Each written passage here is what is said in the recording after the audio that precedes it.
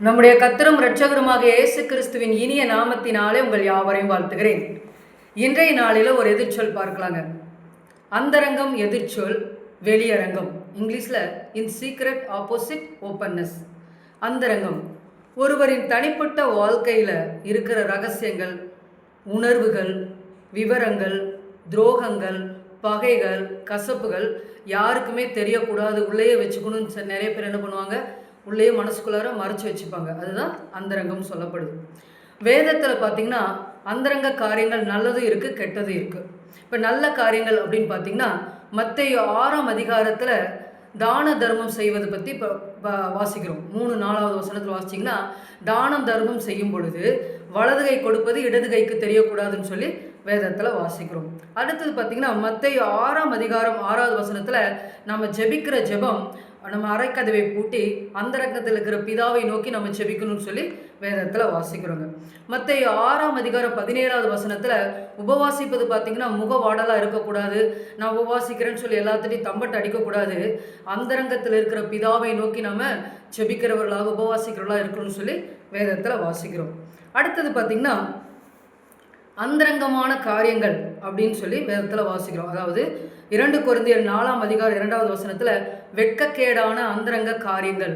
அந்தரங்க காரியங்கள் பார்த்திங்கன்னா இது கெட்ட காரியங்கள். இது என்னென்னா இச்சைகள், பாலியல் இச்சைகள், அதே போல் பார்த்திங்கன்னா பிறர் மேலே வைத்திருக்கிற கசப்புகள், மன்னிக்க முடியாத தன்மை, ஆபாச படங்களை பார்க்கறது, இப்படின்னு பல கெட்ட காரியங்களை மனதுக்குள்ளே வச்சுருப்பாங்க. யாருக்குமே தெரியாது இந்த பிள்ளை இதை செய்தா அப்படின்னு சொல்லி ஆச்சரியமாக பார்க்குற மாதிரி தான் இருக்கும்.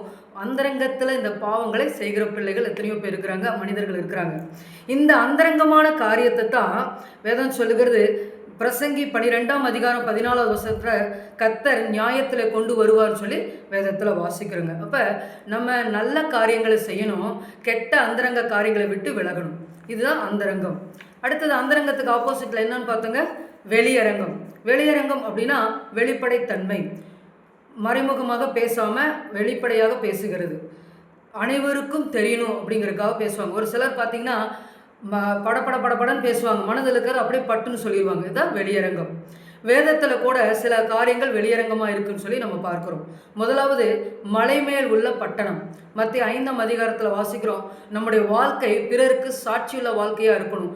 பார்க்கும்போது இவங்க கிறிஸ்தவர்கள் உண்மையாக இருக்கிறாங்க, நேர்மையாக இருக்கிறாங்க, சரியாக இருக்கிறாங்க, எந்த வம்பு தும்புக்கு போகலன்னு சொல்லி நம்முடைய வாழ்க்கை சாட்சியுள்ள வாழ்க்கையாக வாழணும். அது பார்க்கறக்கு மற்றவங்களுக்கு பார்க்க நம்முடைய வாழ்க்கை வெளியரங்கமாக இருக்கணும்னு சொல்லி வேதத்தில் வாசிக்கிறோம். அதான் மலை மேல் உள்ள பட்டணம் மறைந்திருக்க மாட்டாதுன்னு சொல்லி வேதத்தில் பார்க்கும். அடுத்தது கர்த்தரின் மகிமை வெளியரங்கமாக இருக்குன்னு சொல்லி ஏசாயா 40ஆம் அதிகாரம் 5வது வசனத்தில் வாசிக்கிறோம். இப்போ வெட்கக்கேடான அந்தரங்க காரியங்கள் பார்த்தோம் பார்த்தீங்களா, அது என்ன பண்ணுறாங்க, மனிதர்கள் யாருக்குமே தெரியாதுன்னு சொல்லி மனதுக்குள்ளே தன பாவங்களை செய்கிறாங்க. ஆனால் வேதம் சொல்லுகிறது, லூக்கா 8ஆம் அதிகாரம் 17வது வசனத்தில் கர்த்தருக்கு மறைவானது ஒன்றும் இல்லை, அது வெளியரங்கமாக இருக்கிறதுன்னு சொல்லி வேதத்தில் வாசிக்கிறோம். அப்போ நம்ம எந்த இடத்துல மூளையில் போய் நின்று எந்த பாவம் செஞ்சாலும் கர்த்தருடைய கண்கள் எப்போதும் நம்மை பார்த்து கொண்டே இருக்கிறது. அவருடைய பார்வைக்கு மறைவானது ஒன்றுமே இல்லை, வெளியரங்கமாக இருக்குன்னு சொல்லி இந்த வேத பகுதியில் நம்ம வாசிக்கிறோங்க. அடுத்தது பார்த்திங்கன்னா மத்திய 6ஆம் அதிகாரத்தில் பார்த்தோம் இல்லைங்களா, அந்தரங்கமான ஜெபம், அந்தரங்கமான தான தர்மம், அந்தரங்கமான உபவாசம். இந்த 3 காரியங்களும் நம்ம ஒழுங்காக உண்மையாக செய்யும் பொழுது கர்த்தராக இயேசு கிறிஸ்து அதை பார்த்து வெளியரங்கமாய் பலன் அளிப்பார் சொல்லி அதே அதிகாரத்தில் நம்ம வாசிக்கிறோங்க. அப்போ நம்ம செய்கிற நல்ல காரியங்களுக்கு வெளியரங்கமான பலன் உண்டு.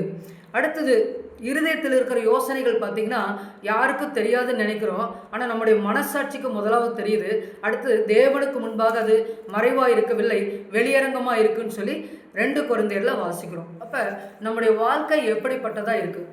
அந்தரங்கமான காரியங்களில் சிக்கி கொண்டு அலசடிப்பட்டு இருக்கிறீங்களா, இல்லை நம்முடைய வாழ்க்கையை ஆண்டவரே நீங்கள் பார்த்துக்கொள்ளுங்கன்னு சொல்லி அவருடைய கையில் ஒப்பு கொடுக்குறீங்களா? அடுத்தது நம்முடைய வாழ்க்கை எப்படிப்பட்டதாக இருக்குது? மற்றவர்கள் பார்த்து இவங்களா அப்படின்னு சொல்லி இகழத்தக்கதாக இருக்குதா, இல்லை பரவாயில்ல இவங்களுடைய வாழ்க்கை ஆசீர்வாதமாக இருக்குது, இயேசுவை ஏற்றுக்கொண்டதுனால இவங்க நல்ல சாட்சியுள்ள வாழ்க்கை வாழ்கிறாங்கன்னு சொல்லி நம்ம வெளியரங்கமான வாழ்க்கையை பார்த்து எல்லாரும் பார்த்து மனம் திரும்புகிறவர்களாக இருக்கிறாங்களான்னு சொல்லி ஒரு நிமிஷம் நம்ம யோசிச்சு பார்க்கலாங்க. நம்ம யோசிச்சு பார்த்து கர்த்தருடைய சமூகத்தில் ஒப்பு கொடுக்கலாம், ஜெபம் செய்வோம். ஸ்தோத்திரிக்கிறோம் இயேசுவே, ஸ்தோத்திரம் ஆண்டவரே. இந்த நாளில கூட ஒரு எதிர்ச்சலை பார்க்க கிருபை பாராட்டி இருக்கீங்க, நன்றி. இந்த நாளில கூட தகப்பனே, அந்தரங்கம் எதிர்ச்சொல் வெளியரங்கம் என்று சொல்லி பார்த்தோம். அந்தரங்கமாய் ஆண்டவரை செய்கிற உதவிகள், ஜெபங்கள், உபவாசங்கள் எல்லாம் கர்த்தர் ஆண்டவரை நினைவு கூர்ந்து அதற்கு வெளியரங்கமாய் பலன் கொடுக்குறீங்கன்னு சொல்லி பார்த்தோம் ஆண்டவரே. அதற்காக நாங்கள் நன்றி செலுத்துகிறோம். அதே நேரத்தில் மனதில் இருக்கிற ஆண்டவரை கெட்ட எண்ணங்கள், சிந்தைகள் எல்லாவற்றையும் கர்த்தர் எடுத்து போட்டு ஆண்டவரை உங்கள் சமூகத்தில் உண்மையாய் ஒப்பு கொடுத்து ஆண்டவரை ஒரு நல்ல சாட்சியுள்ள வாழ்க்கை வாழும்படியாக கிருபை பாராட்டுங்கப்பா.